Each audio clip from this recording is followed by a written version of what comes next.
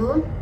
Selamat siang, saya Bobi Mama dengan NPM 2412011418. Senang sekali hari ini saya bisa berkesempatan untuk ngobrol santai bareng sosok yang sangat inspiratif. Di sebelah saya udah ada Bapak Iwan Satriawan selaku dosen FH Unila sekaligus owner dari Alisa Cakes. Beliau ini selain aktif sebagai dosen ternyata juga punya tangan dingin dalam mengelola bisnis kuliner jajanan pasar yang sudah cukup dikenal di sini. Kali ini kita akan bahas tuntas gimana caranya beliau ini membagi waktu antara dunia pendidikan dan dunia bisnis, serta tantangan di balik industri kue tradisional ini. Halo Bapak, gimana kabarnya? Alhamdulillah baik. Oke. Langsung aja ya Pak, kita ke pertanyaan pertama. Bisa diceritakan sedikit profil singkat Bapak dan gimana bisnis yang sedang Bapak tekuni saat ini? Jadi sebetulnya munculnya Alisa Cakes itu adalah diawali dari kegabutan istri saya di rumah. Ketika saya tinggal ke kampus, dia nggak ada kerjaan. Sedangkan anak sudah mulai TK, sehingga dia sendirian di rumah. Maka kemudian awalnya dia belajar dari buku-buku masak atau buat kue yang dibeli di toko buku. Awalnya memang nggak bisa, banyak yang gagal, tapi terus saya support, ya kan, buat kue yang kemudian itu dikonsumsi sendiri dulu. Kalau kemudian ada sisa, kemudian dibagikan kepada teman-teman. Kok kemudian tanggapannya bagus, setelah itu berkembanglah, nyobalah kita jangan langsung buka toko kue atau tapi kita nitip-nitip dulu aja di toko-toko yang jualan sayur dan sebagainya. Gimana tanggapan publik terkait masakan kue saya gitu. Awalnya seperti tadi, di awal dari kegabutan karena nggak ada aktivitas tuh, sehingga kemudian awalnya ya banyak yang ingin dilakukan, atau itu menjahit atau yang lain, tapi rupanya tangan dingin istri saya itu lebih mengarah kepada sukanya buat kue tuh, bukan kemudian buat masakan-masakan yang seperti masakan-masakan yang seperti warung makan, enggak. Tapi memang sukanya bikin kue. Oke. Kalau dibandingkan produk lain nih Pak, keunggulannya Alisa Cakes ini apa sih Pak? Ya karena kan Alisa Cakes kan sudah jelas itu terkenalnya kan modern and traditional cake. Jadi kue modern yang model-model panggang itu, dan kue-kue tradisional. Kue-kue tradisional ya semacamnya kue-kue khas Indonesia seperti putu ayu, kemudian lapis, kemudian risoles, ya kan, atau kemudian yang namanya itu talam dan lain sebagainya. Sebetulnya sih keunggulannya itu bisa pertama dari sisi harga. Mengapa? Karena kita belum sebagai toko besar yang kemudian terkena pajak, ya kan? Yang kena pajak kan toko-toko besar, dengan kita kan UMKM kecil, sehingga kan tidak kena pajak, sehingga harganya bisa bersaing. Itu pertama. Yang kedua, keunggulannya dari sisi jaringan. Sisi jaringan, kita berdagang itu tidak hanya mengandalkan kita buka lapak terus menunggu orang datang, tapi bagaimana promosi baik melalui media sosial, Instagram, atau kemudian dari pertemanan-pertemanan.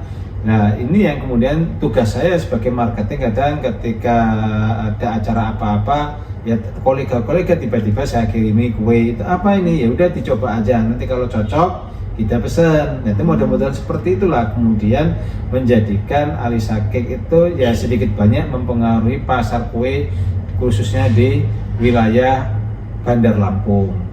Terus terkait yang ketiga adalah rasa. Ya, terkait rasa memang sudah banyak lah beberapa yang mengatakan maksudnya tidak kalah dengan kue-kue yang terkenal. Cuman memang terkendalanya kita masih UMKM dan sebagainya, sehingga kemudian pangsa pasarnya juga terbatas, karena juga modalnya juga terbatas. Itu.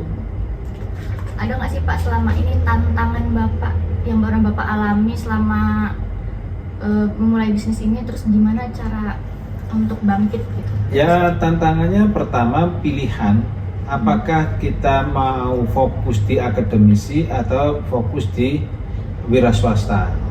Ini pilihan yang sangat sulit. Kalau kita fokus di akademisi, maka wira swasta seperti pedagang kue hanya sekitar sambilan. Tapi kalau kita fokus di wira swasta, maka kita bisa all out. Kalau kita nggak ada modal, kita bisa mengajukan pinjaman di bank, kita buka toko besar dan sebagainya. Ini cita-cita saya. Cuma itu tadi, pilihan inilah yang kemudian sekarang ini ingin menjalankan dua-duanya yang kemudian agak sulit itu. Karena apa? Pertama, kita juga terkendala sumber daya manusia. Sulitnya kita mencari pembantu yang kemudian mempunyai level dalam membuat kue itu seperti istri saya.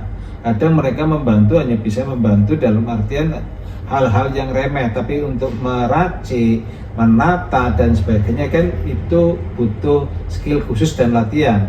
Istri saya aja bisa seperti ini, dia seringkali ikut pelatihan-pelatihan baik online maupun offline. Tuh, ikut pelatihan-pelatihan sehingga kemudian dia bisa sampai titik ini. Nah, sulit yang saya mencari SDM itu salah satu bentuk tantangan berikutnya. Selain modal juga pembantu, karena membuat kue itu berbeda dengan ketika kita masak sayuran yang kemudian bisa langsung banyak dan lain sebagainya. Kalau kue itu apinya tidak boleh terlalu keras atau terlalu besar, tapi juga kalau terlalu kecil apinya akan kompor mati. Nah, ini yang kemudian menjadi tantangan dalam membuat kue itu, dibutuhkan yang namanya SDM yang cukup banyak dan kemudian peralatan yang ada, sehingga kemudian ketepatan waktu, kemudian ketepatan dalam packing, ketepatan dalam pengiriman, ini menjadi hal yang sangat krusial dalam menyajikan bahwa kue itu memang layak. Karena kalau kue itu kita nyajikannya terlalu lama, misal acaranya itu jam 8 pagi tapi kita sudah taruh jam 6, dingin, nggak enak. Tapi kalau kemudian acara 8 kita ngasihkan jam 9 juga terlambat. Ini maka ketepatan waktu itu juga menjadi penting. Packing sebagus apapun, seenak apapun kue, kalau packingnya jelek, orang juga nggak minat.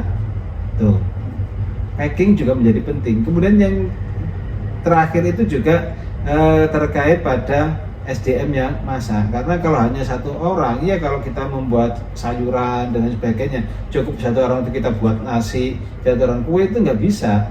Oven pun kalau harus gede, maka kemudian akan berbiaya pada listrik dan lain sebagainya. Ini yang kemudian menjadi tantangan mungkin bagi adik-adik mahasiswa yang ingin berbisnis di bidang kue. Juga terkait jaringan, sekarang ini di Bandar Lampung sudah banyak nih toko-toko kue dengan banyak pilihan, maka kemudian persaingan juga semakin tinggi.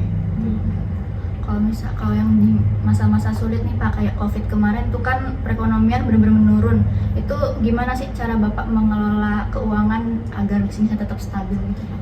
Ya kalau terus terang aja, waktu COVID kemarin memang nggak ada.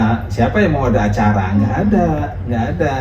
Lagi betul-betul kemudian memanfaatkan gaji pokok saya sebagai ASN. Maka kemudian berbisnis itu jangan kemudian mengandalkan dari satu sumber. Gitu. Jadi ketika saya belum gajian, ya kan, maka kita bisa mengandalkan gaji dari pendapatan dari kue. Ketika kue belum ada pemesanan, ya mengandalkan dari gaji saya. Jadi istilahnya kendaraan itu ada yang namanya ban serep. Jangan kemudian hanya mengandalkan ban inti aja.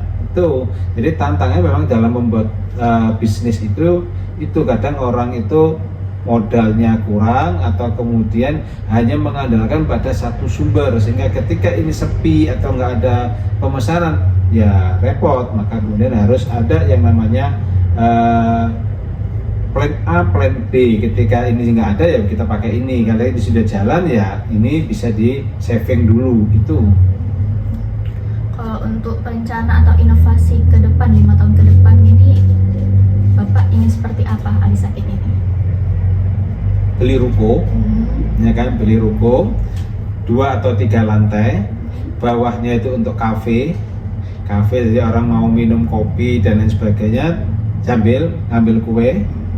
Terus di atas itu untuk dapurnya, di atasnya lagi untuk penjaganya kafe tersebut, sehingga Saya lihat seperti di kafe-kafe di barat dan lain sebagainya itu seperti itu, tapi mereka kan pakai roti kan. Iya. Ini kita akan bikin kue. Itu yang pertama. Itu yang kedua adalah bagaimana packing dan sebagainya, kita bisa kerjasama sama Pemda atau kerjasama sama instansi, sehingga ketika ada rapat-rapat dan lain sebagainya mereka bisa pesan kue kepada kami dan bayarnya bisa tempo. Kalau kemudian baru ada pencari pasti bayar. Nah inilah kemudian tantangan, karena otomatis modal harus 2 atau 3 kali lipat, karena seringkali kalau kita kerjasama sama instansi tersebut itu nggak langsung bayar cash, karena nunggu pencairan. Nah ini kalau kita kemudian modalnya pas-pasan, ya susah untuk bisa menjalankan roda bisnis gitu. Nah, kalau menurut Bapak nih, karakter atau mindset seperti apa sih yang harusnya dimiliki oleh mahasiswa jika mereka ingin terjun ke dunia kewirausahaan? Pertama sabar, ya kan itu. Karena seringkali yang terjadi mahasiswa itu lihat orang suksesnya, wih sukses ya kan gitu. Padahal di balik itu banyak yang harus dia korbankan, baik modal, baik kemudian waktu dan lain sebagainya. Maka pertama sabar, keduanya ulet. Dia harus ulet dalam artian tahan banting. Ketika dia gagal, dia harus segera bangkit gitu. Nggak kemudian ketika gagal langsung putus asa pindah, enggak. Karena banyak bisnismen itu sukses itu enggak instan. Dia butuh waktu 5-10 tahun baru kemudian kelihatan itu, karena dia continue.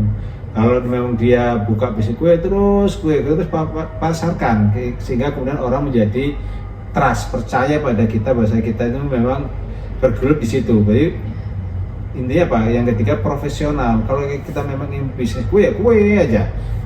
Jangan kemudian merambah yang lain sebelum bisnis kue ini bisa sukses. Tuh. Yang keempat ada manajemen. Kalau itu memang bukan labanya, ya jangan kemudian diambil. Tuh, ditabung atau kemudian diputar aja. Seringkali kegagalan bisnismen atau kemudian pengusaha muda adalah dia tidak bisa mengatur mana ini uang untuk modal, mana uang ini untuk laba, mana uang ini untuk diputar untuk kegiatan yang lain. Sehingga manajemen itu juga penting terkait hal tersebut. Yang terakhir adalah bisnismen itu butuh jaringan. Kita perlu banyak pertemanan, kita butuh banyak relasi. Karena apa? Dengan banyak relasi maka kemudian kita banyak aspek atau banyak tempat yang bisa kita jadikan promosi. Nah itu penting kita ikut organisasi, dan dari situlah kita bisa memasukkan produk-produk kita. Dengan misal kita ada organisasi apa, A atau B atau C, ketika ada acara ya pesan aja kue ke kami, nanti bayarnya bisa tempo. Akhirnya kan awalnya kue ini tidak laku jadi laku. Tapi bayangkan kalau kita tidak ikut organisasi, hanya mengandalkan orang datang, kita hanya promosi, siapa yang akan kemudian mengendorse kita? Seringkali saya mengendorse juga anggota-anggota DPRD Provinsi Lampung ya kan, yang pesen kue ya kan, ya sudah tak mintain video untuk mengendorse kan gitu. Itu caranya agar bisnis kita bisa stabil dan bisa continue. Oke, yang terakhir nih Pak, pesan Bapak untuk mereka yang mau mulai usaha baru nih apa kata-kata?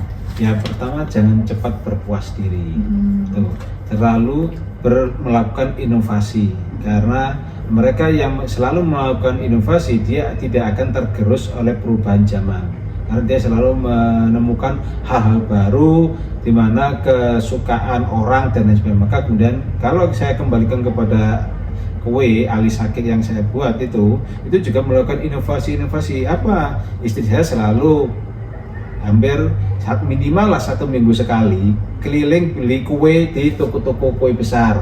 Tujuannya apa? Untuk melihat apa sih yang mereka buat, kemudian apa yang bisa saya ATM, amati, tiru, modifikasi. Itu ya memang korban, kita harus beli. Kalau kan nggak bisa hanya lihat aja, harus beli. Ini adalah salah satu bentuk inovasi. Apa ya, kue baru apa? Kemudian yang ketiga adalah jangan lelah untuk terus belajar.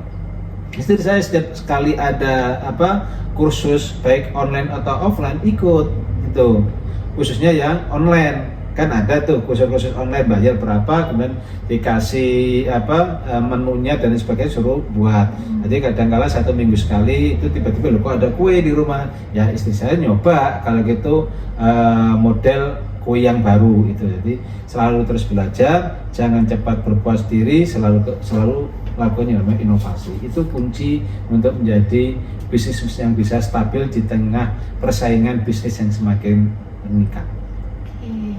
Demikianlah sesi wawancara saya dengan Bapak Iwan Satriawan mengenai seluk-beluk dunia kewirausahaan di bidang kuliner. Semoga apa yang beliau sampaikan dapat menjadi referensi dan semangat baru bagi kita semua untuk terus berinovasi dan berani membuka peluang usaha. Akhir kata, terima kasih kepada Bapak atas kesediaannya menjadi narasumber dalam tugas saya kali ini. Saya Pobi Emama pamit undur diri. Mohon maaf jika ada salah kata selama proses wawancara. Wallahul muwaffiq ila aqwamit thoriq. Wassalamualaikum warahmatullahi wabarakatuh.